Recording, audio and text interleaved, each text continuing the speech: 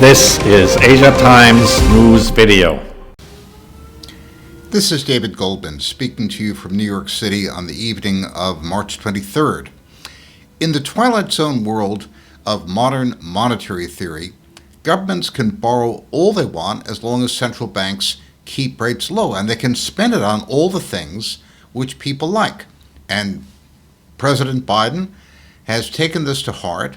Not only is he going to deliver $1.9 trillion of money, as it were, by helicopter in the form of checks to American taxpayers, but he's asked for yet another $3 trillion of spending on infrastructure for families and for schools. That is to say, to buy off American political constituencies on behalf of the Democratic Party. If there were ever a case of Alexis de Tocqueville's warning that democracies might try to vote themselves rich, Biden's action is an example. Now, if you look at the chart, you'll see that the rate of borrowing of the federal government has exploded to levels we've never seen in peacetime, not since World War II, with about $3.5 trillion of borrowing over the past 12 months and another $4 trillion, in fact, slated for the next 12 months. Now, add some large portion of that $3 trillion to it, and we're talking about borrowing a quarter of GDP. Where is the money going to come from? Well, the one thing we know for sure is that it will not come from the places that it came from in the past. For example, foreign investors. After 2009, we had a big deficit too, and foreign investors picked up about half of the new Treasury issuance. That allowed the United States to reflate the bubble after the big crash of 2009 and have a modest economic recovery.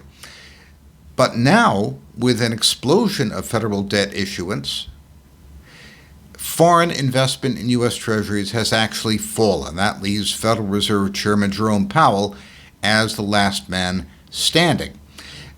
Chairman Powell is like a man who goes into the bar and orders a drink, and when the bartender brings the bill, since he doesn't have any money, he orders another one. That can go on for quite some time, but not indefinitely.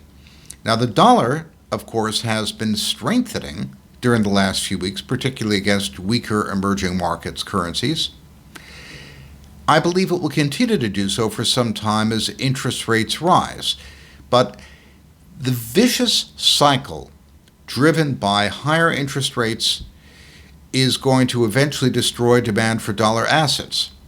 Higher rates will kill off the housing market, kill off capital investment, and eventually contribute mightily to federal financing requirements, as the federal government has to pay more to sustain its existing debt burden, which is now well in excess of the size of gross domestic product. So at some later point, perhaps as early as the end of this year, the dollar will turn around and go way, way down as people find other ways to make international payments than the American dollar, which is now, of course, the world's principal reserve currency.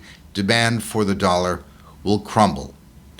Whatever can't go on forever, the late Herb Stein said, won't. And this is an example of it.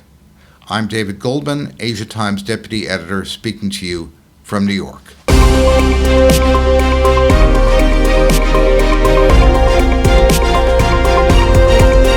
This is Asia Times News Video.